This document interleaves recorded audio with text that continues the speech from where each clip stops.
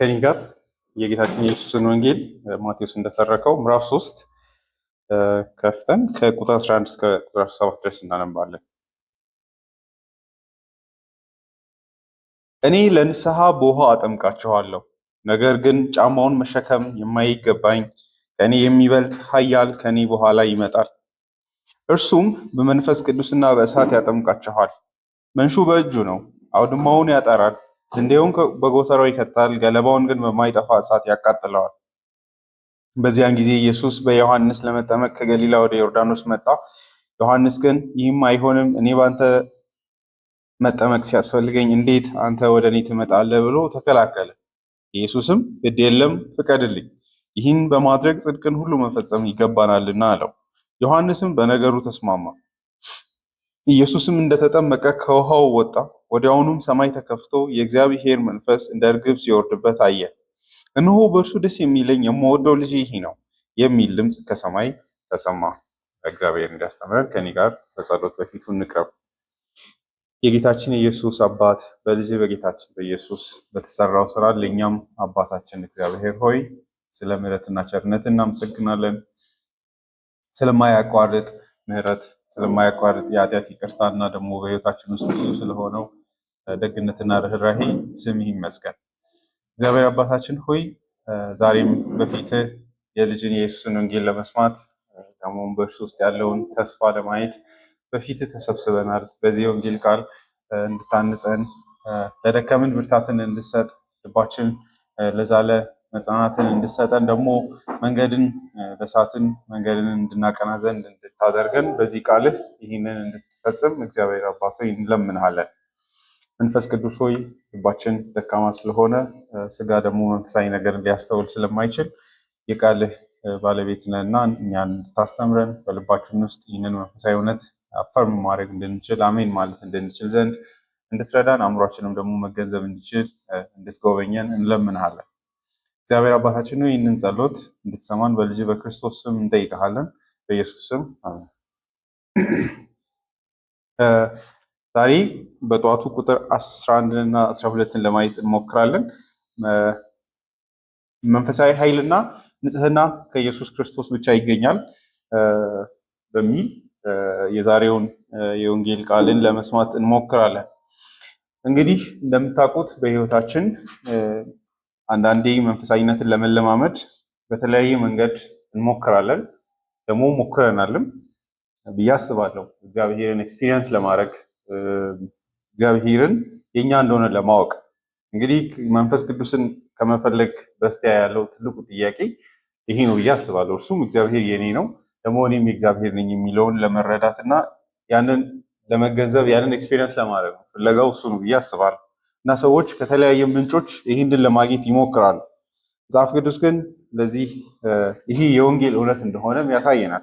ለምንድን ነው ይህንን የምለው ብትሉ አንዳንድ ጊዜ ሰዎች መንፈስ ቅዱስን ለማግኘት መንጻት እንዳለባቸው፣ ንጹህ መሆን እንዳለባቸው፣ አለዚያ መንፈስ ቅዱስ ወደ እነርሱ እንደማይመጣ ያስባሉ። ወይ ደግሞ አንዳንዴ ደግሞ ሁለት አይነት የክርስትና ፌዝ ሊኖር ይችላል። አንደኛው ወደ ወንጌሉ የምትመጡበት፣ ሁለተኛው ደግሞ መንፈስ ቅዱስን ለማግኘት ታግላችሁ ከዛ በኋላ ህይወታችሁ የሚለወጥበት እውነታ ማለት ነው።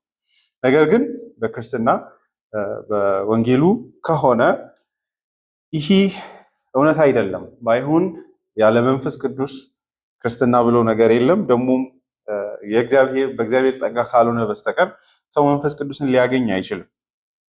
ለዚህ እንዲሆን እንግዲህ ዛሬ ቁጥር 11-12 ላይ ዮሐንስ ስለ ኢየሱስ የሚመሰክረውን ኢየሱስን ስናስበው ኢየሱስ ምን ለማግኘት ነው ከክርስቶስ ራሱ ከሁሉ በፊት ያመንነው ደግሞ እንዴት ነው ልናምን ራሱ ምንችል የሚለውን ነገር ለመገንዘብና ለመበረታታትም ደግሞ በእውነተኛ መንገድ በቃሉ እንጽናናለን ብዬ ተስፋ አደርጋለሁ።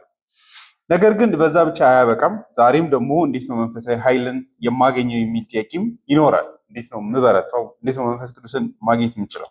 እንዴት ነው በመንፈስ ቅዱስ ኃይል በህይወቴ ውስጥ እየበዛ ሊሄድ የሚችለው የሚል ጥያቄ ይኖራል ብዬ አስባለሁ። እነዚህን ጥያቄዎች እንግዲህ በዚህ ክፍል ውስጥ ለማግኘት እንሞክራለን። ቁጥር 11 እኔ ለንስሐ በውሃ አጠምቃችኋለሁ፣ ነገር ግን ጫማውን መሸከም የማይገባኝ ከኔ የሚበረታ ከኔ በኋላ ይመጣል፣ እርሱም በመንፈስ ቅዱስና በእሳት ያጠምቃችኋል ይላል። ምንድነው እዚህ ውስጥ ዮሐንስ ስለ ኢየሱስ እየመሰከረ ያለው? ይህ ታሪክ ማቴዎስ ምክንያቱን አይነግረንም። ነገር ግን ሉቃስ ዮሐንስ ለምን ይህንን ወደ ማውራት እንደመጣም ጭምር ያሳየናል፣ ሪማርክ ይሰጠናል። ድንገት የመጣ ንግግር አይደለም። ሉቃስ ወንጌል ምዕራፍ 3 ላይ እንሂድና ይሄው ክፍል መሀል ላይ ዲስክሪፕሽን አለው፣ ወይም ደግሞ ይሄ ነገር ለኬት እንደመጣ ይሄ ንግግር ኬት እንደፈለቀ ሉቃስ ይነግረናል። ምዕራፍ 3 ቁጥር 15 ህዝቡ በጉጉት እየተጠባበቁ ሳለ እርሱ ክርስቶስ ይሁንን እያሉ ሁሉም በልባቸው ስለ ዮሐንስ ያሰላስሉ ነበር ይላል። ይህ እንግዲህ ዮሐንስን ሰዎች ካዩ በኋላ የዮሐንስን ስብከት የዮሐንስን ጥምቀት ከተመለከቱ በኋላ ማሰብ የጀመሩት ይህንን ነው። እንዴ ይሄ መሲሁ ይሁን እንዴ? ራሱ መሲሁ ይሁን እንዴ? ይሄ ክርስቶስ ይሁንን ማለት መሲሁ የምንጠብቀው ይሄ ይሁን አካል ወይ የሚል ጥያቄ ላይ ገቡ። ለዚህ ነው እንግዲህ ዮሐንስ እዚህ ላይም ያለውን ሉቃስ ወንጌል ላይም ያለው አንድ አይነት ነው። ቁጥር 16 ዮሐንስም ለሁሉም እንዲህ ሲል መለሰላቸው። ለዚህ ጥያቄ ማለት ነው ክርስቶስ ይሁንን ይሄ ግለሰብ ብለው ለጠየቁት ጥያቄ እኔ በውሃ አጠምቃችኋለሁ፣ ነገር ግን ከኔ የሚበረታ ይመጣል፣ እኔም የእርሱን ጫማ ማሰሪያ መፍታት የሚገባኝ አይደለሁም። እርሱ በመንፈስ ቅዱስና በእሳት ያጠምቃችኋል። አውድማውን ፈጽሞ ለማጥራት ስንዴውንም ወደ ጎተራው ለመክተት መንሹ በእጁ ነው፣ ገለባውን ግን በማይጠፋ እሳት ውስጥ ያቃጥለዋል። ይሄ ነው እንግዲህ ዮሐንስ መልስ። ይሄ ማቴዎስ ወንጌል ምዕራፍ 11 ላይ 12 ላይ ያለው ሰዎች ዮሐንስ ራሱ መሲሁ ይሁን እንደ የሚል ጥያቄ ማንሳት ስለጀመሩ ኢየሱስን መጥምቁ ዮሐንስን እንደ መሲህ ለመቀበል እየዳዱ ሳሉ ነው ይህንን አይሆንም ብሎ የከለከለው። ይሄ ኮንፊውዥን ህዝብ ውስጥ እንደነበረ ከዚህ በፊት ዮሐንስ ወንጌል ላይ እንዳያችሁት ዮሐንስ እንደ መጀመሪያው መግቢያው ላይ ዮሐንስ የሚያበራ ብርሃን ነበር እንጂ እውነተኛ ግን የህይወት ብርሃን አልነበረም በማለት ይናገራል። ሰዎች ትሩ ላይት እውነተኛው መሲህ አይደለም እንደማለት ነው። ዮሐንስ ወንጌል ምዕራፍ 1 ላይ መግቢያው ላይ ዮሐንስ እንደዚህ ይላል ቁጥር 6 ከእግዚአብሔር የተላከ ዮሐንስ የተባለ አንድ ሰው ነበር። ሰዎች ሁሉ በእርሱ በኩል እንዲያምኑ ስለ ብርሃን ምስክር ሆኖ ለመቆም መጣ። ስለ ብርሃን ሊመሰክር መጣ እንጂ እርሱ ራሱ ብርሃን አልነበረም። ለሰው ሁሉ ብርሃን ሰጪ የሆነ እውነተኛው ብርሃን ወደ ዓለም እየመጣ ነበር ይላል። ያም ጌታችን ኢየሱስ ክርስቶስ እንደሆነ ዮሐንስ ወደታች እየሄደ እያሳየን ይሄዳልና ሰዎች መጥምቁ ዮሐንስን እንደ መሲህ ማየት ወይ ደግሞ ክርስቶስ ይሁንን የሚል ጥያቄ ውስጥ ከመግባታቸው የተነሳ የመጣ መልስ ነው ለማለት ነው። ታዲያ ዮሐንስ ኢየሱስንና ራሱን የለየው በምንድን ነው? ያ ማለት ዮሐንስ ራሱን እዚህ ጋር አስቀምጦ ኢየሱስን ደግሞ ከራሱ ለይቶ የለየበት መስመር ላይን ምንድን ነው? እዛ ውስጥ የክርስቶስ ግሎሪም አለ። እንግዲህ ዮሐንስን ትልቅ ነው ብለው ሰዎች እንዲያስቡ ያደረጋቸው ምክንያት አለ። ዮሐንስ እንግዲህ በዚህ ደግሞ ኢየሱስ ለምን ከእርሱ እንደሚበልጥ ትልቁ ዩኒክ የሆነውን ነገር ይናገራል። ከኔ የሚበልጠው በዚህ ምክንያት። ይሄ እንግዲህ በጣም ወሳኝ ነው ይህን መረዳት። ሰዎች ዮሐንስን በጣም ትልቅ ነው ሲሉት ከሱ ውስጥ ትልቅ ነገርን ኤክስፔክት በማድረግ መሲሁ ሊሆን እንደሚችል ሲያስቡ የእሱ ምላሽ ደግሞ ኖ ጌታ ኢየሱስ ከኔ ወይም ደግሞ ሊመጣ ያለው መሲህ ከኔ ራሱ ይበልጣል በዚህ ብሎ ይናገራል። ይሄ ነው ብልጫው፣ ይሄ ነው በዚህ ነው የሚልቀው ማለት ይናገራል። ይህ መረዳት ጥሩ ነው። ስለዚህ ምን ማለት ነው ብላችሁ ብትጠይቁ ክርስቶስን ከመጥምቁ ዮሐንስም ያስበለጠው ነገር የእነዚህ ነገሮች ሰጪ መሆኑ ነው። እነዚህን ሁለት ነገሮች የሚያደርግ መሆኑ ነው። ይህ በንጽጽር ጥሩ ነው። አንድ አካል ሁለት አካልን አነጻጽራችሁ አንደኛው አካል በጣም ከኔ ይበልጣል ብሎ የሚናገርበት ምክንያት በጣም ዲሳይሲቭ ነው ማለት ነው። ክርስቶስንም ስናስብ ከሁሉ በፊት የእነዚህ ነገሮች ሰጪ አድርጎ መገንዘብ እውነተኛ የወንጌል መረዳትም ነው ማለት እንችላለን።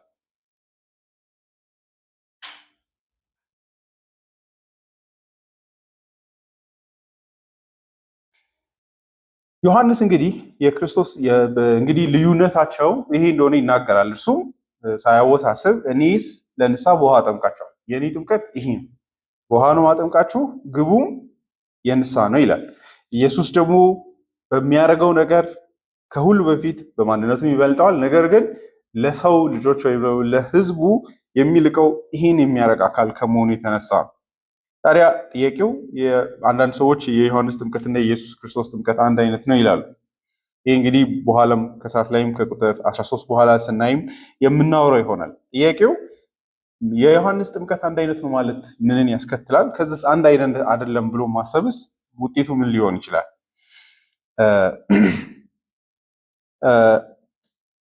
አንደኛው ምክንያት ተብሎ የሚሰጠው ካልቪንም ይህን ነው የሚያስበው፣ አንድ አይነት ነው ብሎ የሚያስበው ግን በቸርች ታሪክ እነዚህ ሁለቱ ጥምቀቶች የተለያዩ ተደርገው ነው የሚታዩት። የመጥምቁ ዮሐንስ እና የጌታችን ኢየሱስ። በኋላም ሐዋርያ ስራ ላይ ራሱ እንደምትመለከቱት የኤፌሶን አማኞችን ጳውሎስ ሲያገኛቸው ምዕራፍ 19 ላይ መንፈስ ቅዱስን ተቀብላችኋል ወይ ብሎ ይጠይቃል። ይህ ንጽጽር ይሄዳል በሚያስደንቅ ሁኔታ። እዚህ ላይ ወንጌላት ላይ ያየነው ውጥረት እስከ የሐዋርያ ስራም ላይ ራሱ እንመለከታለን። ምዕራፍ 19 ላይ ሰዎቹን ሲጠይቃቸው የውሃ ጥምቀት አልተቀበላችሁም ወይ አይደለም ትልቁ ጥያቄ እዛ ላይ ጳውሎስ የሚያነሳላቸው። ምዕራፍ 19 ቁጥር 1 ሐዋርያ ስራ ላይ አጵሎስ በቆሮንቶስ በነበረበት ጊዜ ጳውሎስ በላይኛው ሀገር አልፎ ወደ ኤፌሶን መጣ። በዚያም አንዳንድ ደቀ መዛሙርትን አግኝቶ ባመናችሁ ጊዜ መንፈስ ቅዱስን ተቀበላችሁን አላቸው። እነርሱም አልተቀበልንም፣ እንዲያውም መንፈስ ቅዱስ መኖሩን እንኳ አልሰማንም አሉት። ጳውሎስም ታዲያ በምን ተጠመቃችሁ አላቸው። እነርሱም የዮሐንስን ጥምቀት አሉት። ጳውሎስም የዮሐንስ ጥምቀትማ የንስሐ ጥምቀት ነበር፣ ዮሐንስም ራሱ ሰዎች ከእርሱ በኋላ በሚመጣው በኢየሱስ እንዲያምኑ ተናግሯል አላቸው። እነርሱም ይህን በሰሙ ጊዜ በጌታ ኢየሱስ ክርስቶስም ተጠመቁ፣ በኢየሱስም ተጠመቁ። ጳውሎስም እጁን በላያቸው በጫነ ጊዜ መንፈስ ቅዱስ ወረደባቸው፣ በሌሎችም ቋንቋዎች ተናገሩ፣ ትንቢትም ተናገሩ። ሰዎቹም በአጠቃላይ 12 ያህል ነበሩ ይላል። ይህ እንግዲህ ኢየሱስ ከሞተ በኋላ ከተነሳ በኋላ ካረገ በኋላ የሆነ ክስተት እንደመሆኑ ወደ ኋላም እንዴት መተርጎም እንዳለብንም ያሳየናል። ማለትም ይህን ክፍል ራሱ እንድንረዳ በአግባቡ ይረዳናል። እንደምታውቁት አንድ አይነት ቃላቶች ናቸው ያሉት። የዮሐንስ ጥምቀት ይህ ነበር፣ ኢየሱስ ደግሞ ይህ ነበር እያለ ሁለቱም ለያይቶት ጳውሎስ እንዴት እንደሚያስረዳ ታያላችሁና ይህን ይዞ ወደዚህ መመለስ በእጅጉ ይረዳናል። በዚህም ጥምቀቱ የተለያየ እንደሆነም እንረዳለን። የዮሐንስ ጥምቀት ግቡም የራሱ የሆነ ግብ ያለው ደግሞ የራሱ የሆነ ፋንክሽን ያለው ነው እና አንዱ ጥያቄ የዮሐንስ ጥምቀት ታዲያ ባዶ ነበር ወይ የሚል ነው። ባዶ አልነበረም። የንስሐ ጥምቀት ነው። ሰዎች ንስሐ እንደገቡ ደግሞ መሲሁን እንደሚጠብቁ መሲህ አዳኝ እንደሚያስፈልጋቸው የመሰከሩበት ስርዓትም ጭምር ነው። በዚህም የራሳቸውን ኃጢአተኝነትም እያመኑ ነው። ከእግዚአብሔር ዘንድ ደግሞ መሲህ እንደሚያስፈልጋቸውም እያመኑ ነው። ራሳቸውንም ለእግዚአብሔር የማዳን ዘመን እያዘጋጁ ነው። የመጥምቁ ዮሐንስ ስራው ራሱ ይሄ ሁሉን መደልደልና ለሚመጣው አዳኝ ወይ ደግሞ ለሚመጣው ለእግዚአብሔር ቦታ ማዘጋጀት። ኢሳይያስ ምዕራፍ 40 ላይ እንደምታዩት ተጓጉጡ፣ ሁሉ ነገር ሜዳው የሚስተካከል ምክንያቱም የጌታን መንገድ ቀድሞ የሚሄድ እንደሚያዘጋጅ ነውና ሰዎችን ለመሲሁ ምቹ አድርጎ የሚሰራ ሰዎች መሲሁ ሲመጣ ለይተውት ማየት እንዲችሉና ማወቅ እንዲችሉ የሚያደርግ አገልጋይ ነበር እና በዚህ አንዱ መገለጫው የዮሐንስ ትልቁ ዩኒክነሱ የአገልግሎቱ መገለጫው ሆኖ የሚሰራ የነበረው የጥምቀቱ አገልግሎት ነበር እና በዚህ ረገድ ያን ያህል በጣም የላቁ ጊፍቶች በውስጡ የሉትም አይደለ? ጥምቀቱ ራሱ መጨረሻ አካምፕሊሽ የሚያደርገው ነገር ምንድነው ብትሉ የንስሐ ጥምቀት ነው። ንስሐን የምር የሚሰጥ ነበረ። ሰዎች ያንን ያልተቀበሉ ሰዎች ኢየሱስን ራሱ አልቀበልም እንደማለት ነው።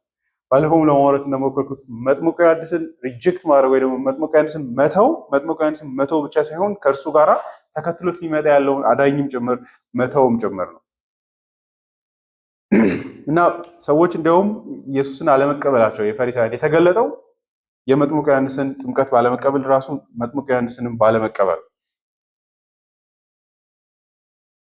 ይህ የሚያሳየን የምር ጥምቀቱ ትርጉም እንደነበረው የምር የራስን ኃጢአተኝነት የማመን ከዛ ደግሞ የእግዚአብሔርን ማዳን የሚፈለግም ጭምር እና በፕራይድ በትዕቢት የዮሐንስን ጥምቀት ያልተቀበሉ እንደነበሩ በተለይም ባለፈውም ሉቃስ ወንጌል ምዕራፍ 7:39 ላይ እንዳነበብነው ፈሪሳውያን የሕግ መምህራን ከመናቃቸው የተነሳ ያንን እንዳልተቀበሉ እንረዳለን እና ያ ራሱ ከእግዚአብሔር ማዳን የመጥፋት ራሱ ምልክት አድርጋችሁ ልትወስዱ ትችላላችሁ። ኢትስ ናት ጀስት የሆነ ምልክትን አለመቀበል ብቻ አድርገን መውሰድ የለብንም። የምር የእግዚአብሔር ማዳንም ጭምር ሪጀክት ማድረግና ከእግዚአብሔር ማዳንም ጭምር መጥፋት ነው ብለን ብናስብ ማለትም የዮሐንስን ጥምቀት አለመቀበል ራሱ ማለት ነው። ይህንኑ ጌታ ኢየሱስ ይናገራል። ሊትራሊ እንዲሁም ያገናኘው የነዚህን ሰዎች የእግዚአብሔርን ማዳን አለመቀበልን መጥምቁ ዮሐንስን ካለመቀበል ከሱ የሱን ጥምቀት ካለመቀበል ጋር ጭምር ነው። በዚህም የእግዚአብሔርና ማዳኑን እንደማይፈልጉ ራሱ እንደገለጡ እናያለን።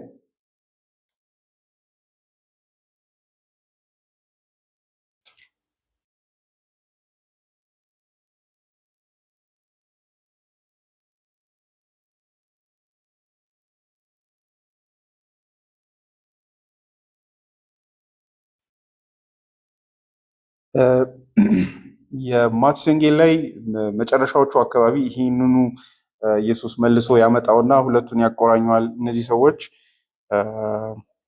ጌታ ኢየሱስን አለመቀበላቸው ውስጥ ያለው መጥምቁ ዮሐንስን አለመቀበልም እንደሆነና እንደውም ኋለኞች እንደሚቀድሟቸው በዚህ ይናገራል። ቀጥታ አላሰብኩም፣ ግን ይህን ክፍል ታገኛላችሁ ብዬ ተስፋ አደርጋለሁ። ወይም ማቴዎስ ወንጌል መጨረሻ ላይ ወይ የሉቃስ ወንጌል መጨረሻ ላይ ኢየሱስ እንዴት ሴተኛ አዳሪዎች፣ ቀረጥ ሰብሳቢዎች የዮሐንስን ጥምቀት በመቀበል ራሱ ኢየሱስን ቀድሞ በመቀበላቸው ከእነርሱ ይልቅ የእግዚአብሔር መንግስት በመግባት እንደቀደሙ ይናገራል። እና የፈለኳት ዲስቲንክትሊ እነሱ መጥምቁ ዮሐንስን ተቀበሉ ግን እናንተ ተዋችሁ በማለት የሚከስበት ነው። ባለፈው እንግዲህ ሉቃስ ወንጌል 7:39 ለዚህ ትልቅ ማሳያ ነው ብዬ አስባለሁ። ስለዚህ የሆነ ባዶ ነገር አይደለም። የምር የእግዚአብሔርን ማዳን ለመቀበል ራስን የእግዚአብሔርን ጸጋ ለመካፈል መስጠትም ጭምር ነው፣ ማቅረብም ጭምር ነው እና የዮሐንስ ባዶ ስለሆነ አይደለም። ነገር ግን የክርስቶስ ኢየሱስ ኢቭን ጳውሎስም እንደሚያደርገው እንደምታዩት ሁለተኛው ምክንያት ሐዋርያት ሥራ ምዕራፍ 20:19 ላይ እንደምታዩት ዮሐንስ ራሱ መሲሁ እንደሚመጣና ኢየሱስን ሰዎች ማመን እንዳለባቸው መስክሮ ነበር ብሎ ወደፊት ተጓዥ እንደሆነም ጭምር ያሳየናል። በዚህ ረገድ እንግዲህ ክርስቶስ ኢየሱስ ልክ የመጥምቁ ዮሐንስ ጥምቀት ሊታይ የሚገባው ልክ እንደ ብሉይ ኪዳን ሌሎች ስርዓቶችም ጭምር ነው። ምንም እንኳ ጸጋን የሚሰጡ ወይ የእግዚአብሔርን ዲስቲንክት የሆነ ጸጋንና ስጦታን የሚሰጡ ቢሆንም ነገር ግን ከክርስቶስ ኢየሱስ ከአዲሱ ኪዳን ስርዓቶችና ከአዲሱ ኪዳን ስጦታዎች ጋር አይስተካከሉም። ይህንን ራሱ ዮሐንስን ጭምር እንደምታዩት ያሳየናል። ምን ያህል በሱ ጥምቀት ውስጥ የሚሰጠው ስጦታ ዲስቲንክትሊ አንድ እንደሆነች በማሳየት የክርስቶስ እንዴት እንደሚልቅ ያሳያል። ነገር ግን ከኔ በኋላ የሚመጣው በዚህ እንግዲህ አገልግሎቱን በዚህ ዲስክሪፕሽን ነው ማየት ያለብን። አንዳንዴ ክርስቶስ ውስጥ ያለው ስጦታ ታላቅነቱ ምንድን ነው የሚለው ለእኛ ቀጥታ ላይታየን ይችላል ብዬ አስባለሁ። ይሄ ምንድን ነው የሚባለው አንዳንድ ነገሮችን እናንተ በጣም ተገርማችሁ ልታደንቁ ትችላላችሁ፣ ግን ሌላው ሰው ያን አይነት ዌይት ላይሰማው ይችላል። ያ አይነት አስገራሚነት ላይሰማው ይችላል እና በሌሎች ሰዎች በኩል አድርገን ነው ታላቅነቱ የምናየው። ምን ማለት ነው?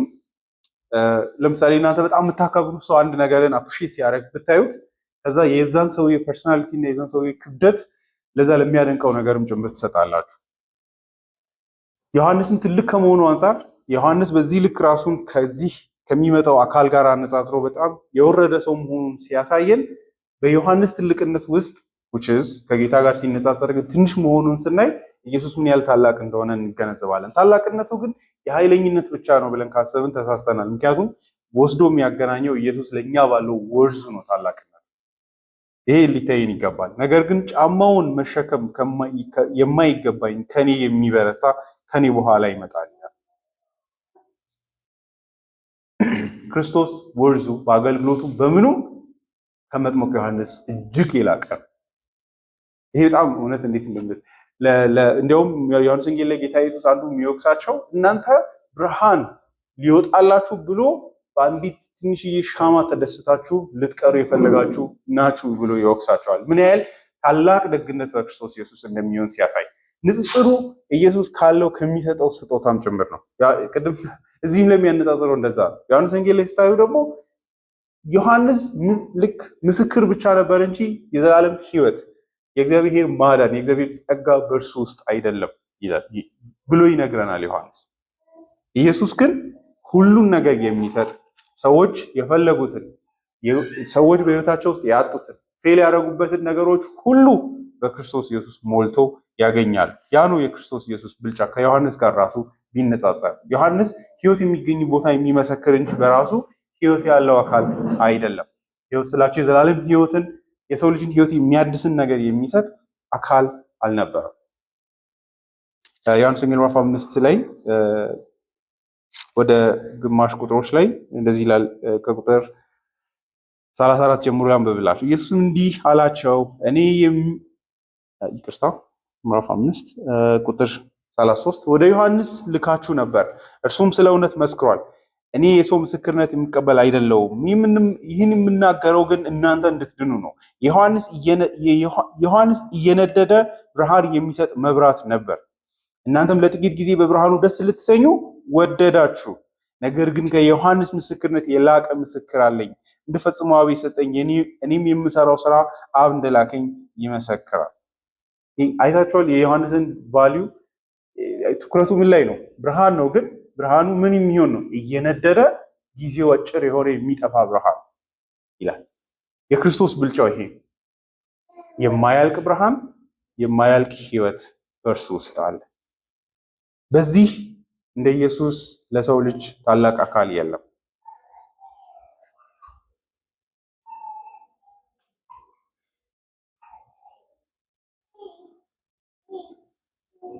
ምን ነው ታዲያ የጌታ ትልቁ ስጦታ? ይሄን በደንብ እንድናይ ይፈልጋሉ። ምክንያቱም ሰዎች መንፈስ ቅዱስን በራሳቸው ስራ የሚያገኙ ይመስላቸዋል። በራሳቸው ልፋት መንፈሳዊ ስጦታዎች ሁሉ ሰዎች የሚያገኙት ሊትራሊ ለምንድን ነው የምለው ብትሉ እንዲያውም ኢየሱስ የሚሰጠን አንዱ ብቸኛ ነገር ብላችሁ ብትጠይቁ መንፈስ ቅዱስ ነው ልንል እንችላለን።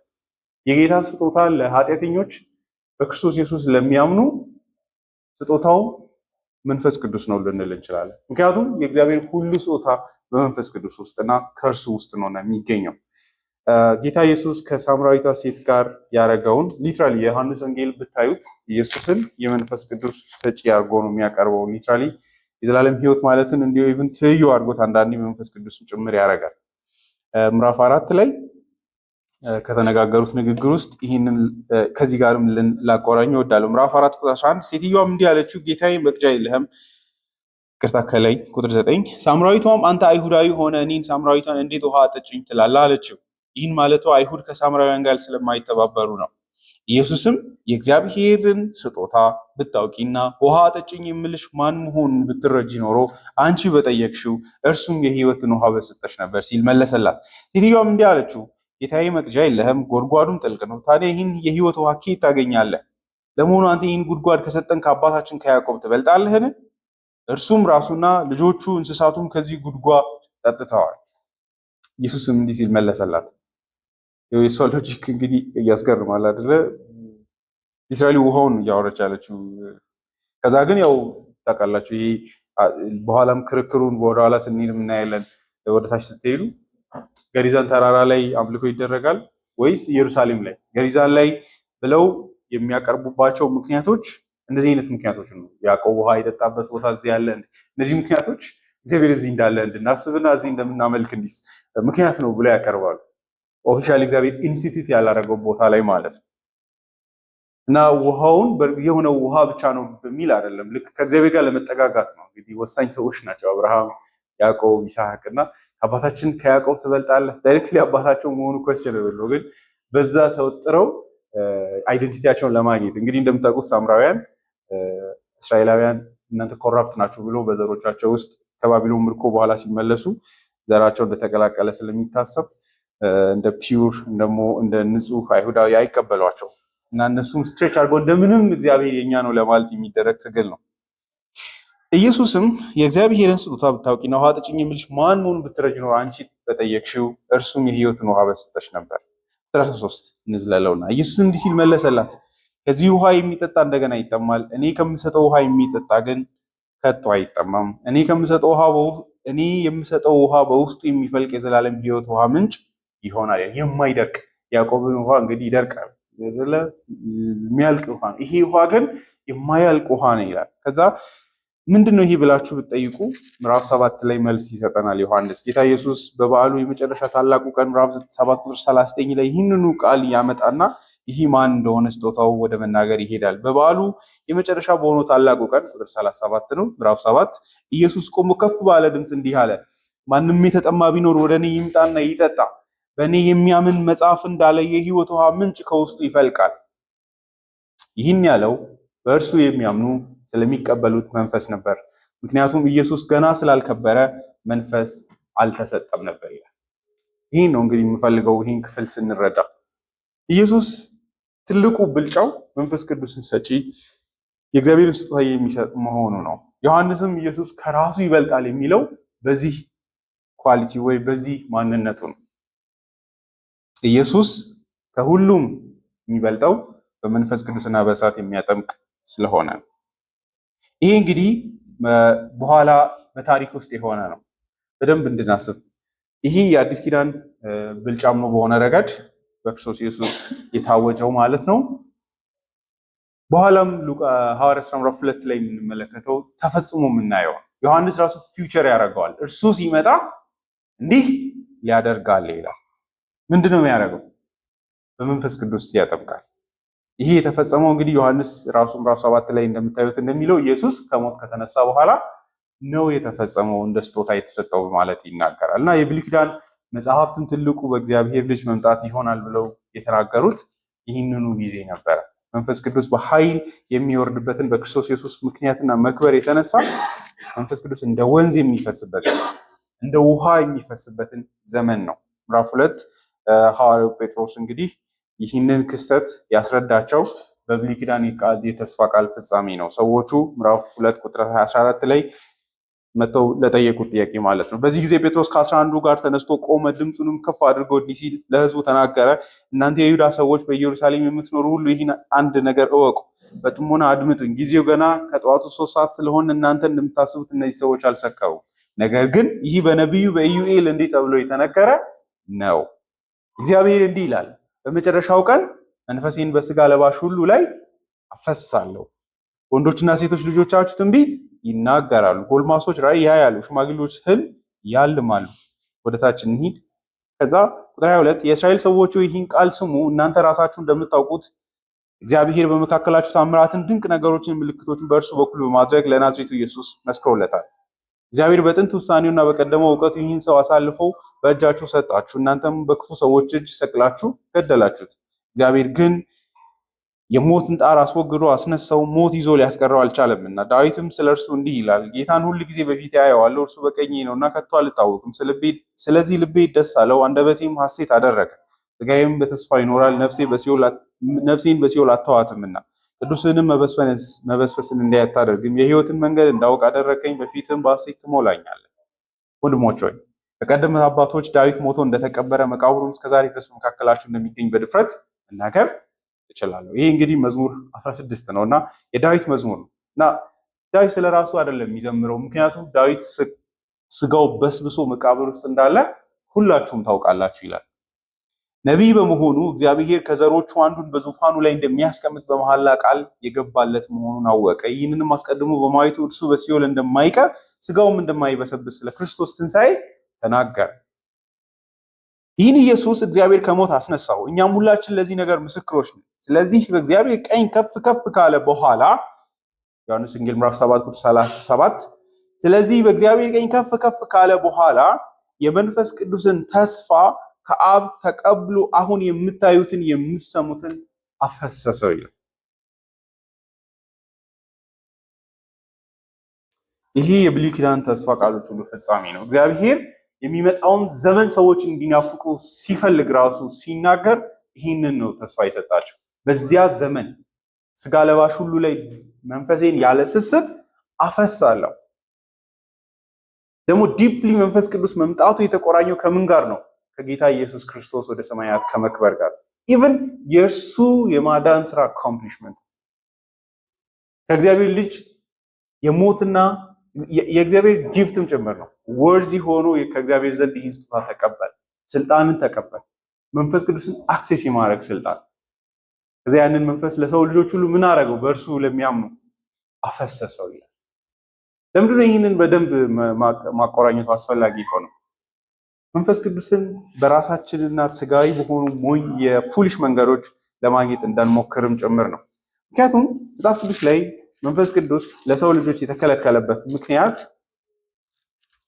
እንደምታውቁት ከታሪክ ፕሮግረስ አንጻር ስታዩት እግዚአብሔር ይህንን የእግዚአብሔር መንፈስ ዱዌል ማድረግ በሰው ልጆች በምድር ላይ መኖሩ ያበቃበትን ጊዜ ያበቃበትን ኢን ሰንስ ኦፍ ሂዝ ፉል ፕሬዘንስ ሪዘርቭድ የሆነበትን ዘመን እናያለን። እሱም ከዘፍጥረት ምዕራፍ 6 ጀምሮ ነው። ዘፍጥረት ምዕራፍ 6 ላይ ያለውን ላንብብላችሁ። ሰዎች በምድር ላይ የበዙ ሲሄዱ ሴቶች ልጆች ተወለዱላቸው። የእግዚአብሔር ወንዶች ልጆች የሰዎችን ሴቶች ልጆች ውብ ሆነው አዩአቸው፣ ከመካከላቸውም የመረጧቸውን አገቡ። እግዚአብሔርም ሰው ሟች ስለሆነ መንፈሴ እያዘነ ከእርሱ ጋር ለዘላለም አይኖርም፣ እድሜውም 120 ዓመት ይሆናል አለ። ይሄ እንግዲህ የእግዚአብሔርን ጀጅመንት ያሳየናል አይደለ? እንግዲህ ከዛ በኋላ የመንፈስ ቅዱስ ፕሬዘንስ በብሉይ ኪዳን ታሪክ ላይ ካያችሁ ለአንድ ዘር ብቻ ሪዘርቭድ ሆነ። ያ ማለትም የይሁዲ የአብርሃም ቤተሰብ ብቻ ነው ከዛ በኋላ መንፈስ ቅዱስን አክሰስ የማድረግ መብት የነበረው አይደል? የእግዚአብሔር መንፈስ ያለበት ህዝብ ወደ አንድ ጂኦግራፊካል ወደሆነ አንድ ትንሽ ቦታ ነው የጠበበው። የእግዚአብሔርን ሪዘርቭድ መሆን ታያላችሁ፣ ወይ ደግሞ የፍርድን አክሽን ታያላችሁ። ከዛስ ግን ኢቭን በህዝቡ በእግዚአብሔር ህዝብ መካከል ራሱ የመንፈስ ቅዱስ ፕሬዘንስ ኦቨርፍሎ የሚያደርግ አይነት አልነበረም አይደለ? ነገስታት ላይ መሪዎቻቸው ላይ ያ ማለት ህዝቡ ላይ የለም አይደለም፣ ግን እግዚአብሔር በሆነ መንገድ ከሰው ልጆች ጋር ባለው ሪሌሽን ራሱን እንደሚለይ እና የሆነ አንድ መስመር እንዳለ ወይ ደግሞ የማይታለፍ ዎል እንዳለ እግዚአብሔር እያሳየ ነው። አንዳች ነገር መደረግ እንዳለበት የእግዚአብሔር የመንፈስ ቅዱስ ፕሬዘንስ ወይ ደግሞ የመንፈስ ቅዱስ ስጦታ ባለፉት ዘመናት አልነበረ ወይ ብላችሁ ብትጠይቁ ነበረ፣ ድነትም ነበራቸው የብሉይ ኪዳን አባቶች። ነገር ግን መንፈስ ቅዱስ ብዙ ጊዜ ስናስብ አንደኛው ችግር ብዬ የማስበው ለምሳሌ እኛ ራሱ መንፈስ ቅዱስ ፕሬዘንሱ በህይወታችን ውስጥ አማኝ ሆነን እየጨመረ ይሄዳል እንላለን። ምን እያልን ነው? እንደዚህ ስንል ፐርሰን ነው ካልን እንግዲህ መንፈስ ቅዱስን ኃይል የምናደርገው ከሆነ ትንሽ ኃይል ይኖራል በእኛ ውስጥ ልንል ነው። ይሄ የሄሬቲኮች አንደርስታንዲንግ ማለት ነው፣ የጆቫ ዊትነሶች አይነት። ፐርሰን ነው ካልን ግን እንዴት ነው ራሱ የሚቆጥበው እኛ ውስጥ ሲኖር ብለን ልንጠይቅ እንችላለን። እዚህ ላይ መልሱ እትናዛት መንፈስ ቅዱስ በኃይል ስለማይኖር አይደለም፣ ግን ሰዎች ያንን የእግዚአብሔርን የመንፈስን ደስታ መኖር ደግሞ ህይወትን ከመኖር አንጻር ግን ምን ልበላችሁ ፒውር በሆነ መንገድ አይሰጥም። የእግዚአብሔር ጀጅመንት ስላለ ሙሉ ደስታ አይሰጥም ልንል እንችላለን። ሙሉ የህይወትን ሳቲስፋክሽን አይሰጥም። ያ የእግዚአብሔር ፍርድ ነው ከኃጢአት የተነሳ ዲፕሊ ከጀስቲፊኬሽን ጋር እንድናየው ይሄ ነው። ምክንያቱም በውስጡ ከሁሉ በፊት ያለው የክርስቶስ ስራ ነው ይህንን ሪሌሽን የቀየረው፣ ይህንን ግንኙነት ከእግዚአብሔር ህዝብ ጋር የቀየረው።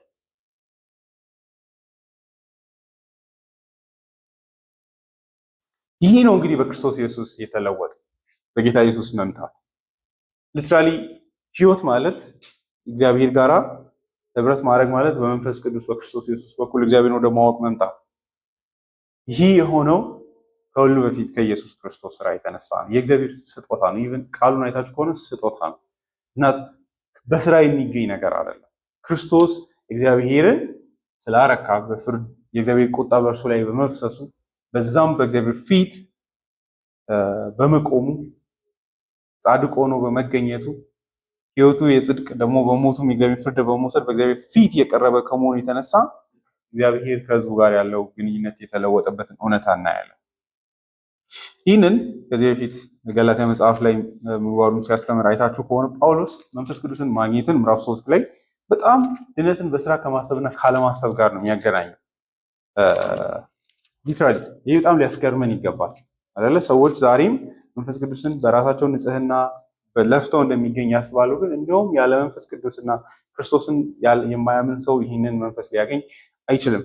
ምዕራፍ 3 ቁጥር 1 እናንተ የማታስተውሉ የገላትያ ሰዎች ሆይ ለመሆኑ ማን መተት አደረገባችሁ? ኢየሱስ ክርስቶስ እንደተሰቀለ ሆኖ በፊት ለፊታችሁ በግልጥ ተስሎ ነበር። ከእናንተ ዘንድ አንድ ነገር ብቻ ማወቅ ፈልጋለሁ። መንፈስን የተቀበላችሁት ሕግን በመጠበቅ ነው ወይስ የተሰበከላችሁን በማመን? ይህን ያህል የማታስተውሉ ናችሁን? በመንፈስ ጀምራችሁ በስጋ ፍጹም ለመሆን ትጥራላችሁን? በጣም አስገራሚ ነው አይደል? ዲዩንት መንፈስ ቅዱስን ያገኛችሁት ወንጌል ተሰብኮ በክርስቶስ ኢየሱስ ነው ወይስ ሕግን ስለጠበቃችሁ ነው? ለጳውሎስ የምር የጸጋ ስጦታ ስለሆነ መንፈስ ቅዱስ በክርስቶስ ኢየሱስ ወንጌል ማመን የሚገኝ ስለሆነ ሰዎች በሚሰሩት በጎ ስራ አይደለም መንፈስ ቅዱስን የሚያገኙት የምናገኘው እኛም ያገኘ ነው።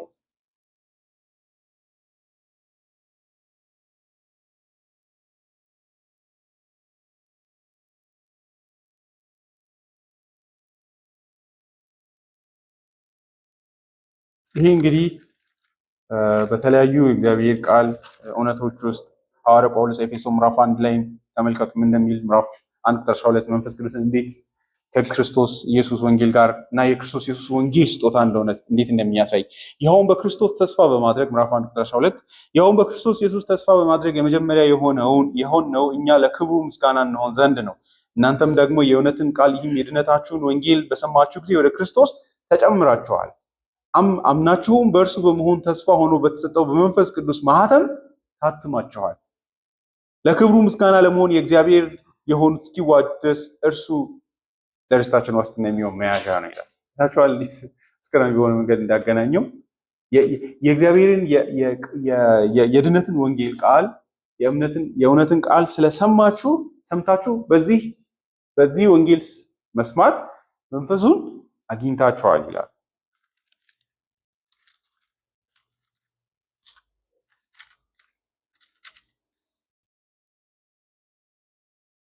ተሰሎንቄ ላይ ምዕራፍ 1 አሁንም የክርስቶስ ኢየሱስ ወንጌል ስጦታ እንዴት እንደሆነ ምዕራፍ 1 ቁጥር 4 ላይ በእግዚአብሔር የተወደዳችሁ ወንድሞች ሆይ እርሱ እንደመረጣችሁ እናውቃለን። ምክንያቱም ወንጌላችን ወደ እናንተ የመጣው በኃይልና በመንፈስ ቅዱስ በብዙ መረዳት እንጂ በቃል ብቻ አይደለም።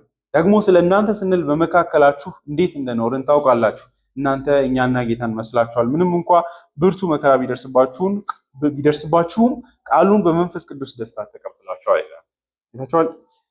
ከወንጌሉ ጋር ያገናኘዋል። መንፈስ ቅዱስ የሚሰጠው የወንጌል ቃልን በመስማት የክርስቶስ ኢየሱስን ወንጌል በመስማት ውስጥ መንፈስ ቅዱስ አክት ያደርጋል። ደግሞ በዛ የወንጌል ቃል ስብከት እንደ ስጦታ ሆኖ በእርሱ ለሚያምኑ ሁሉ ይሰጣል። እንዳንለያየው ብዬ ነው። ወንጌል መስማት ደረቅ ነገር ነው። ይሄ ነው ትልቁ ችግር። ሰዎች የእግዚአብሔር ቃል መስማት አለ፣ ወንጌል መስማት አለ፣ ከዛ ደግሞ በመንፈሱ ደግሞ ማወቅ አለ ይባላል። ነገር ግን ዲፕሊ ወንጌልን ማወቅ ከመንፈሱ ጋር የተቆራኘ ነው። እንዲሁም መንፈሱን የማግኘት ምልክቱ ቃሉን መስማት መቻል፣ ቃሉን በደስታ መቀበል። እሱም ምን የሚለውን ቃል መቀበል ክርስቶስ ስለኛ እንደሞተና ከሙታን እንደተነሳ የሚናገረው የሕይወትን ቃል ሰው መንፈስ ቅዱስ ከሌለው ሊሰማ አይችልም። ይህንን ከብዙ የመጽሐፍ ቅዱስ ክፍሎች ማሳየት ይቻላል። አንደኛ ቆሮንቶስ ላይ ለምሳሌ ጳውሎስ ምዕራፍ 12 ላይ እንደዚህ ይላል፣ ወንድሞቼ አሁን ደግሞ ስለ መንፈሳዊ ስጦታዎች ይህን እንድታውቁ ፈልጋለሁ። አረማውያን በነበራችሁበት ጊዜ ወዲያና ወዲህ በመነዳት ድዳ ወደሆኑ ጣዖታት እንደተወሰዳችሁ ታውቃላችሁ። ስለዚህ ማንም በእግዚአብሔር መንፈስ የሚናገር ኢየሱስ የተረገመ ነው የሚል የለም። እንደዚሁም በመንፈስ ቅዱስ ካልሆነ በቀር ማንም ኢየሱስ ጌታ ነው የሚል እንደሌለ እነግራችኋለሁ። there's no way ሰው ኢየሱስ ክርስቶስ አዳኝ እንደሆነ ያለ መንፈስ ቅዱስ ሊያምን አይችልም። እና መንፈስ ቅዱስን የምንቀበለውም ምን በማድረግ ነው? ምንም በማድረግ አይደለም፣ በእምነት ብቻ ነው። በክርስቶስ ኢየሱስ የሚያምን ሁሉ የመንፈስ ቅዱስ ስጦታ ያገኛል። በመሰረቱ ኢቭን መንፈስ ቅዱስ ይሄ ነው እንግዲህ አንዱ ቴዎሎጂካል ቴንሽን።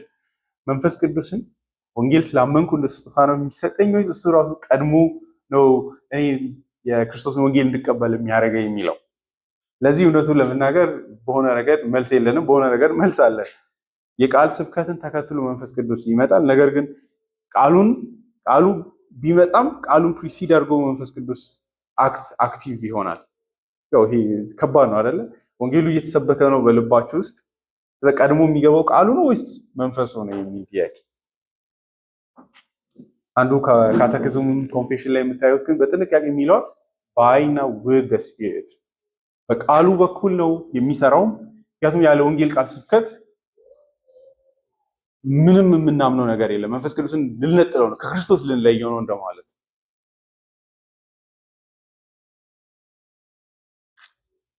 የመጨረሻ አንድ ጥቅስ ላንብብና ለዚህ ትልቅ ማሳያ እንዲሆን በተለይም ቅድም ያነበብኩትን እዛው የመንፈስ ቅዱስ ስጦታነት በሚነገርበት ሐዋርያት ሥራ ምዕራፍ 2 ቁጥር 38 ላይ ጴጥሮስ እንደዚህ ይላል። ጴጥሮስም እንዲህ አላቸው፣ ንስሐ ግቡ፣ ኃጢአታችሁም እንዲሰረይላችሁ እያንዳንዳችሁ በኢየሱስ ክርስቶስም ተጠመቁ፣ የመንፈስ ቅዱስንም ስጦታ ትቀበላላችሁ። የተስፋው ቃል ለእናንተና ለልጆቻችሁ እንዲሁም ጌታ አምላካችን ወደ ራሱ ለሚጠራችሁ በሩቅ ላሉት ሁሉ ነውና ይላል። ታቸው ስጦታ ነው የሚለው መንፈስ ቅዱስን እርን የምናደርገው ሰርተን እንደ ደሞዝ የሚከፈልልን ነገር አይደለም። ክርስቶስን በማመን ነው የሚገኘው። ይሄ እንግዲህ ፕሮፋውንድ በሆነ መንገድ ይህንን መንፈስ ቅዱስን ማወቅን እና እርሱን ኤክስፒሪየንስ የማድረግን እውነታ ሪቫሌት እንድናደርግ በአግባቡ በእግዚአብሔር ቃል መሰረት እንድንመለከትም ያስተምረናል ብዬ አስባለሁ። መንፈስ ቅዱስ የኢየሱስ ክርስቶስ ትልቁ የማዳን ስጦታ ነው። ሰው መንፈስ ቅዱስን ሊያገኝ የሚችለው በክርስቶስ ኢየሱስ በማመን ብቻ ነው። ደግሞ ኢየሱስ ክርስቶስን በእውነተኛ መንገድ ማወቅና የዘላለምን ሕይወትን በክርስቶስ ኢየሱስ በእምነት መቀበል የመንፈስ ቅዱስ በእናንተ ውስጥ የመኖር የመጀመሪያው ምልክት ነው። ሌላው እንግዲህ በክርስቶስ ኢየሱስ የሚሆነው ኢየሱስ በመንፈስና በእሳት ያጠምቃቸዋል ይላል። አንዱ መንፈስ ቅዱስ መጽሐፍ ቅዱስ ላይ የሚመሰለው በእሳትም ጭምር ነው። ከምን ስራው አንጻር ብላችሁ ብትጠይቁ ከመቀደስ ፒዩሪፋይ ከማድረግ ስራው የተነሳ በውሃ ይመሰላል። ዮሐንስ ወንጌል ምዕራፍ 3 ጌታ ኢየሱስ በተናገረው መሰረት፣ በዚህ ደግሞ በእሳትም ይመሰላል። ምን ስለሚያደርግ ብትሉ ኢምፒውር የሆነውን ነገር ሁሉ አቃጥሎ ስለሚያስወግድ ማለት ነው። ቫይብረንት የሆነ ስለሆነ ህይወት ስለሆነ አይደል? እሳት በባህሪው ኃይለኛ ነው። ወደ እርሱ የሚመጣውን ሁሉ ነገር የሚበላ።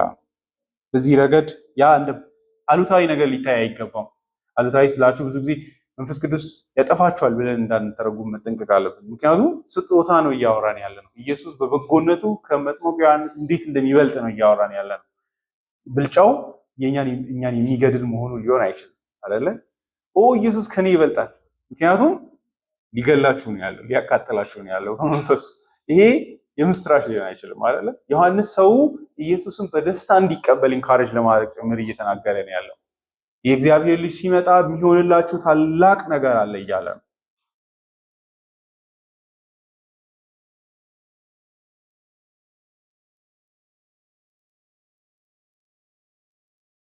The word fire is added as an epithet and is applied to the Spirit because he takes away all our pollutions as fire purifies gold. In the same manner he is metaphorically called water in another passage ይላል አንድ ሰው። እንደ እሳት የሚቀድስ የሚያነጻ።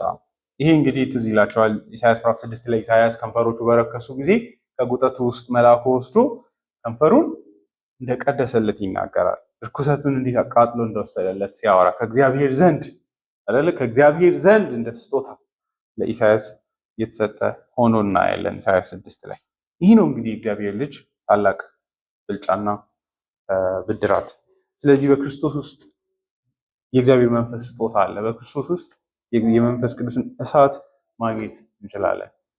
ይህ ማለት እንግዲህ ኢየሱስ ወንጌሉ የሚያደርግልን ካልቪን እንደሚለው ወንጌሉ የእግዚአብሔር በጎ ስጦታዎች ሁሉ የተከማቹበትን ቦታ ያሳያቸዋል። ከዛ ምን በጣም ልብ በሚነካ መንገድ ጸሎት ያንን ትሬዠር ቆፍሮ የመውሰጃ መንገድ ነው ይላል። ምን ማለት ነው ብትሉ በክርስቶስ ውስጥ መንፈስ ቅዱስ እንደ ወንዝ ውሃ ይፈሳል አይደለ? ጥቆማ ነው ይሄ። you act on this by faith አይደለ? የወንጌሉ ቃል ይነግራቸዋል የእግዚአብሔር ስጦታ ያለበትን ቦታ። በዚህ ወደ ኢየሱስ እንሂድ ነው አይደለ? መንፈስ ቅዱስን በህይወታችን ውስጥ ሙላቱን የመንፈስ ቅዱስን ኃይል አሁንም በቅድስና ህይወታችን ላይ እየበዛ እንዲሄድ የምንሻ ከሆነ ወደ ክርስቶስ ኢየሱስ በእምነት እንሂድ። ኢየሱስን በእምነት መቀበል፣ ኢየሱስን በእምነት መብላት ዮሐንስ 6 ላይ እንዳለው አይደለ? የህይወት ውሃ ወንዝ እኔን በሚቀበል ይላል። የህይወት ውሃ ወንዝ ከሆዱ ይፈልቃል በማያቋርጥ መንገድ ይላል። ዲፕሊ ክርስቶስን ከመቆራኘትና ኢየሱስን በእምነት ከማወቅ ጋር የተገናኘ ነው። ማንም ሰው በመንፈስ በኩል ኢየሱስን አታገኙ፣ በኢየሱስ በኩል ግን አብንም መንፈስንም እናገኛለን። ይህ ሊታየን ይገባል። ኢየሱስን በእምነት ባወቅን ልክ መንፈሱን ኤክስፒሪየንስ እናደርጋለን፣ አባትንም እናገኛለን አይደለ? ተፍሩድስ ኢየሱስ ራሱ እንዳለው ወደ አባቴ ሊመጣ የሚፈልግ ማንም ካለ በዚህ መንገድ ካልሆነ በቀር ሊደርስ አይችልም ይላል ዮሐንስ ወንጌል ምዕራፍ 14 ላይ። ዝናዛ ጀስት እኔ መንገድ ነኝ ብቻ አይደለም የሚለው ከኔ በቀር ወደ አብ በምንም መንገድ ልትደርሱ አትችሉም ይላል። ልክ እንደዛ አስቡ። ወደ መንፈሱ ማንም ሊደርስ አይችልም። መንፈሱንም ማንም አክሰስ ማድረግ አይችልም በክርስቶስ ኢየሱስ ደም ሰው ካላመን፣ በክርስቶስ ኢየሱስ ጽድቅ ሰው ካላመን። ምክንያቱም መንፈሱ የክርስቶስ ኢየሱስ ስጦታ ነውና የመስቀሉ አይደለ ኢቭን አንዱ ራሱ መጽሐፍ ቅዱስ ዮሐንስ ወንጌል 20 ላይ እንደምታዩት 19 ላይ እንደምታዩት ከጎኑ ውሃና ደም ፈሰስ። ያ ለዮሐንስ እጅግ ወሳኝ ነው አይደለ? ከክርስቶስ ውስጥ የሚፈስ ከሞቱ ውስጥ የሚፈስ ስጦታ መንፈስ ቅዱስ እንደ ውሃ ማለት እንደ የህይወት ውሃ። ስለዚህ ይሄ ማለት አንዳንዴ አስባለሁ ላይክ ለምንድነው እኔ ወንጌል አምኜ ይለ እንዴ ለምንድነው እግዚአብሔር ማይቀድሰኝ እንደምፈልገው ለምንድነው አንዳንድ ኃጢአቶች በሙላት ከህይወቴ ውስጥ ማይገረሰሱት የሚሉ ጥያቄዎች ይመጣሉ። እና አንዳንዴ መልሱ ኦልሬዲ ካመንኩ ለምንድነው ኮንስታንት የሆነ ኒድ ያለብኝ የሚል ጥያቄ ይኖራል ብዬ ተስፋ አደርጋለሁ። ለዚህ መልሱ እግዚአብሔር በማያቋርጥ መንገድ በእምነት ወንጌሉን በማመን በጸሎት በፊቱ ይህንን ስጦታ ለማግኘት እንድንቀርብም መሻቱ ነው። በስራ ስለሚገኝ ሳይሆን አይደለ? እግዚአብሔርን በዚህ መንገድ ልንፈልገው ዘንድ ይገባል። ክርስቶስን በማያቋርጥ መንገድ መንፈሱን ሰጥቶናል።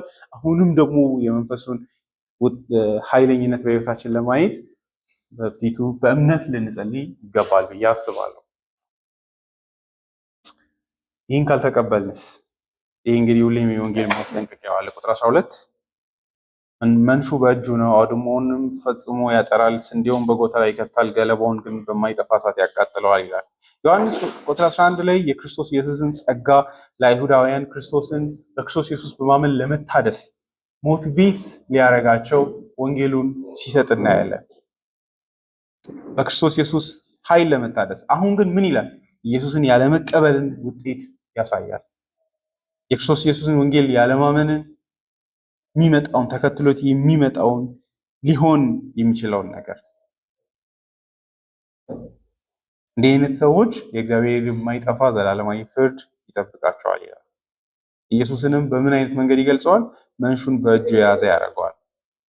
መንሹ ምንድን ነው ብትሉ ልክ ሰዎች ስንዴን ከገለባ ለማጥራት የሚጠቀሙት ወንፊት ነው።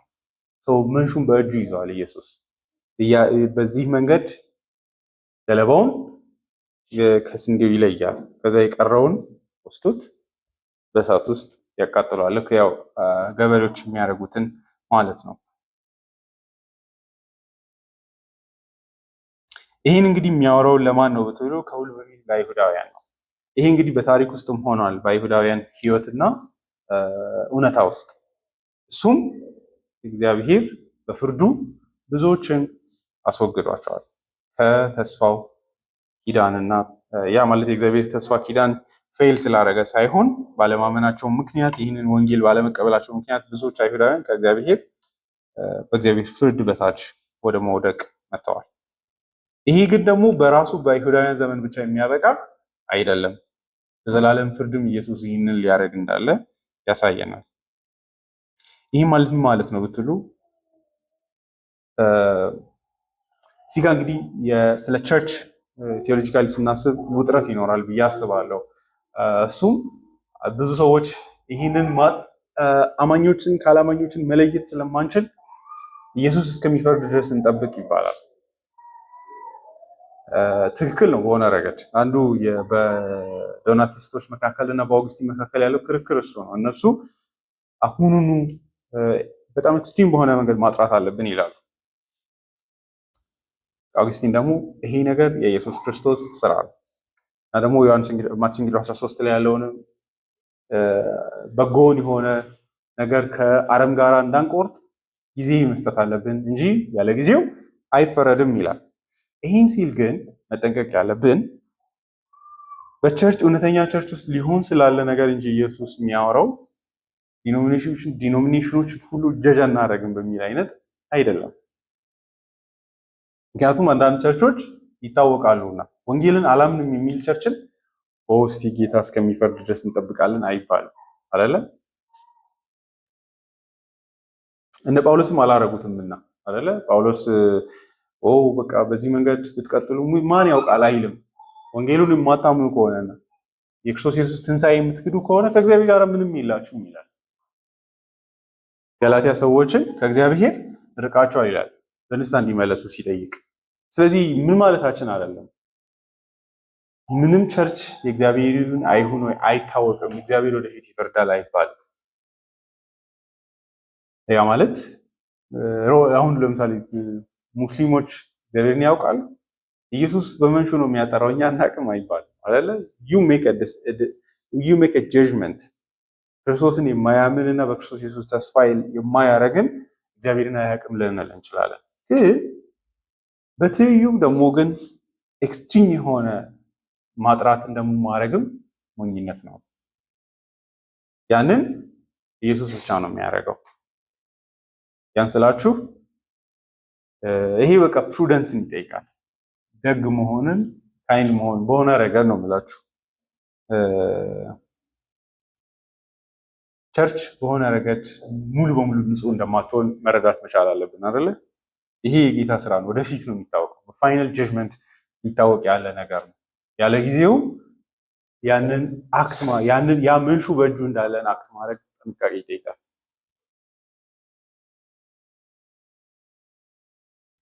ስለዚህ በዚህ አይነት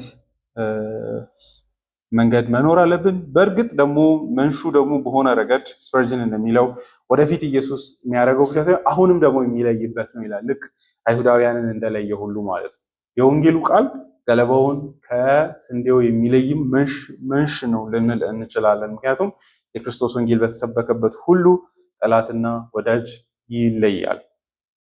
Our Lord's teaching would act like a great winnowing fan, leaving the true by themselves and a driving off the false and worthless to utter destruction. It was so in the life of our Lord. It is so every day where he is preached. He is the great divider. It is his word which separates the sinner from the saints and it gathers out the people for himself. So በዚህ ዘመንም ይለያል የጊዜ ክርስቶስ ኢየሱስ የወንጌሉ ቃል ስብከት። ነገር ግን ኦልቲሜት የሆነው መለያ ቀኑ ያኔ ይሆናል። ይሄ እንግዲህ በሆነ ረገድ ወንጌልን አምናለሁ የሚልን ሰው በሆነ ረገድ በጥንቃቄ መፍረድንም ያሳስበናል ብዬ አስባለሁ። ያ ማለት እንግዲህ በሆነ ረገድ ቸርቾች ካሉባቸው ኃጢአት ካለባቸው አማኝ የተነሳ የቸርች ባህሪም በሆነ ረገድ ኃጢአት በሆነ ረገድ ሙሉ በሙሉ የማይለያት አካል ጭምር ናት። ስለ ቸርች በጣም ኦቨር የሆነ ኤክስፔክቴሽን መኖር የሌለበት ለዛ ነው። በእግዚአብሔር ቤት ውስጥ እንዴት ፋንክሽን እንደምናደርግም ያሳስበናል አይደለ? እኔ ስንዴውን አውቃለሁ በዚህ ልክ እንዳንልም ጥንቃቄ ካልም መሆንን ማለት ነው። ይሄ ስንዴውን እኔ መለየት እችላለሁ እንዳንልም ያስጠነቅቀናል። ለክርስቶስ ያንን ጀጅመንት መተው ማለት ነው። ስለዚህ ቸርች ውስጥ ስንኖርም በጣም በኖቨለንት በሆነ ልብ ማለት ነው ኢየሱስን አምኛለሁ ብሎ የመጣን ሰውን ሁሉ በደግ ልብ ማየት ማለት ነው። በሆነ ረገድ ለክርስቶስ ፍርዱን ሪዘርቭ ማድረግ ትምህርት ነው ብዬ አስባለሁ። ውጥረት ያለበት ነው፣ ግን በዚህ መንገድ ነው ማኔጅ ማድረግ ያለብን። ስለዚህ በስተመጨረሻ እንግዲህ ከዚህ ልንወስድ የሚገባው መንፈሱን ከፈለግን የእግዚአብሔር ፋውንተኑ በክርስቶስ ኢየሱስ ውስጥ ስላለ ሁሌ ከዛ የእግዚአብሔርን ስጦታ ኃጢአትም ከህይወታችን ውስጥ እንዲወገድ ከፈለግን በክርስቶስ ውስጥ ነው እና መንፈሱ ያለው ወደ እርሱ መሄድ በእምነት እንዳለብን ያሳየናል። በዛው ልክ ደግሞ የእግዚአብሔርን ስጦታ የማንፈልግ ከሆነ ግን ፍርድ እንደሚከተለንም ልናቅ ዘንድ ይገባል። ኔግሊጀንት እንዳንሆን የክርስቶስ ኢየሱስ ወንጌል እጁ ተሰርግቶ እያለ በንቀት እንዳናይም መጠንቀቅ አለብን። ይህ ማለት የእግዚአብሔርን መገኘትን በቃሉ በወንጌሉ እጅግ መፈለግ እንዳለብንም ያሳስበናል ብዬ አስባለሁ። ምክንያቱም ቸርች ካልወደድን እግዚአብሔርን በክርስቶስ ኢየሱስ በእምነት በጸሎት ካልቀረብን እንፈልጋለን ሊባል አይችልም እና በእምነት ማለት ነው። እናት በስራ እንድናለን አልላችሁም፣ ግን በእምነት እግዚአብሔርን በክርስቶስ ኢየሱስ መፈለግ ያሳስበናል ብዬ አስባለሁ። ውጤቱ በጣም ኢየሱስን አለማመን አስፈሪ ስለሆነ የእግዚአብሔር ፍርድ ዛሬም ካተክሱም ላይ እንዳያችሁት ልንዋሽ የማንችለው አስፈሪ የእግዚአብሔር ፍርድ ይመጣል ወደፊት እና ይህንንም ላሳስባችሁ እወዳለሁ። ይህን በመረዳትም ደግሞ ሰዎችን በወንጌል ልናሸንፍ ዘንድ ይገባል። የእግዚአብሔር ፍርድ እጅግ አስፈሪ ስለሆነ የማይጠፋ ይላል አይደለ? እዚህ ላይ እንደምታዩት የማይጠፋ እሳት ነው የሚለው። በማይጠፋ እሳት አንዳንድ አኒሊሽኒስቶች እንደሚሉት ለትንሽ ጊዜ ቢሆን በቃ ችግር የለውም ሰው ከዛ በኋላ ይጠፋል እንላለን። ግን እሳቱ አይጠፋም ሲል ሰዎቹ ተቀጪዎቹ አይጠፉም ማለት ነው። ይህ ደግሞ ክርስቶስንና ወንጌሉን አብልጠን እንድንሰብክ ሊያደርገን ዘንድ ይገባል። በዚህ ማሳሰቢያ የጳውሎስም የወንጌል ስብከት ፍርሃቱ የሚፈልቀው ከዚህ ነውና በጸሎቱ ምግባሩ እንደጸለየው ይህን ላንብብና እኔም ጨርሳለሁ። ምዕራፍ 5 ሁለተኛ ቆሮንቶስ ላይ ጳውሎስ እንደዚህ ይላል፣ ወንጌል ለምን እንደሚሰብክ ሲናገር ቁጥር 10 ሁላችንም በክርስቶስ የፍርድ ወንበር ፊት እንቀርባለንና እያንዳንዱ ሰው በስጋው ለሰራው በጎ ወይም ክፉ ስራ ተገቢውን ዋጋ ይቀበላል። እንግዲህ ጌታን መፍራት ምን ማለት እንደሆነ ስለምናውቅ ሰዎች የምንናገረውን እንዲቀበሉ ለማድረግ እንጥራለን። የኛ ማንነት በእግዚአብሔር ዘንድ የተገለጠ ነው፣ ደግሞ በህሊናችሁም ዘንድ ግልጽ ነው ብዬ ተስፋ አደርጋለሁ ይላል ጳውሎስ። ይህ ስለሚያስፈራ ሰዎችን ሁሉ በወንጌሉ ለማሸነፍ እንጥራለን፣ እንታገላለን ይላል። እግዚአብሔርን ይህንን መረዳት አብዝቶ እንዲሰጠን ጸልየን እንጨርስ። እግዚአብሔር አምላካችን ሆይ ኢየሱስ ክርስቶስን እንደ ስጦታ ስለሰጠህን በእርሱ ውስጥ ሁሉን መንፈሳዊ ስጦታ እንድንገኝ አንተን አብን በእርሱ በኩል እንድናገኝ መንፈስ ቅዱስንና ስጦታዎቹን ሁሉ በልጅ በመስቀሉ ስራ እርሱ በኖረው ህይወት እንድናገኝ ስለሰጠህን እናመሰግናለን። ይህ የህይወት ምንጭ ያለበትን ቦታ እናውቅ ዘንድ በወንጌሉ ምስክርነት ለእኛ ብርሃንን ስለሰጠህ ማዳንህ ወደኛ ስለደረሰ እናመሰግናለን። ይህንን የወንጌል ምስክርነት እንደሰማ ሰው ደግሞ በክርስቶስ ውስጥ በጎውን ሁሉ ህይወትን ሁሉ በእርሱ ውስጥ እንድንፈልግ ዘንድ አሁንም ለሚጎለን በህይወታችን ውስጥ ለሚጎሉን መንፈሳዊ የህይወት ጭንቀቶችና ችግሮች ሁሉ አሁንም በልጅ ውስጥ የመንፈስ ቅዱስ ስጦታ ደግሞም ቅድስና እንዳለ በእርሱ ዘንድ የሚገኝ እንዳለ በመገንዘብ ወደ እርሱ እንድንቀርብ እርዳን። እግዚአብሔር አባት ሆይ ደግሞ ይህንን ካላመንን ውጤቱ አስፈሪ እንደሆነ ቃልህ ይመሰክራል። በማይዋሽ መንገድ የዘላለም ህይወት በልጅህ እንደሚገኝ በሚናገረው ልክ ደግሞ በእርሱ ለማያምን የማይጠፋ የዘላለም ፍርድ እንደተጠበቀ ቃልህ ያውጃል። እግዚአብሔር አባት ይህ ፍርሃት በእኛ እንዲያድር የምንወዳቸውን ወንድሞቻችንን፣ ቤተሰቦቻችንን፣ ጓደኞቻችንን ሁሉ በማያቋርጥ በትህትና ልብ በተሞላ ፍርሃት በታከለበት ልብ ወንጌልን በመናገር ሰዎችን ወደዚህ ወንጌል እንድንጠራ ይህ አገልግሎት ከአእምሯችን እንዳይጠፋ በምናደርገው ሁሉ ወንጌልን ከመስበክ እንዳንቦዝን፣ ሰዎችን ከማሳሰብ እንዳንቦዝን፣ ይህንንም ደግሞ በጣም ጸጋ በተሞላው ማስተዋል በተሞላው ትህትና በተሞላው ደግሞ ደግነትና ቸርነት በተሞላው ልብ ሰዎች በዲያብሎስ የተያዙ መሆናቸውን ደግሞ አይኖቻቸው የጨለሙ መሆናቸውን በመገንዘብ በርህራሄ የኛ እኩል ተከራካሪዎችና ተሟጋቾች አድርገን ሳይሆን በአንተ ጸጋ መዳን ያለባቸው ሰዎች አድርገን እንድናይ ከዚህም ከሚመጣው ፍርድ እንድናስመልጥ እንድትረዳን እንለምናለን። ስለዚህ ቅዱስ ወንጌልም ስም ይመስገን። ዛሬም ስለተማርን እናመሰግናለን። ይህን ጸሎት በጌታችን በኢየሱስ ስም ለአንተ እናቀርባለን። አሜን።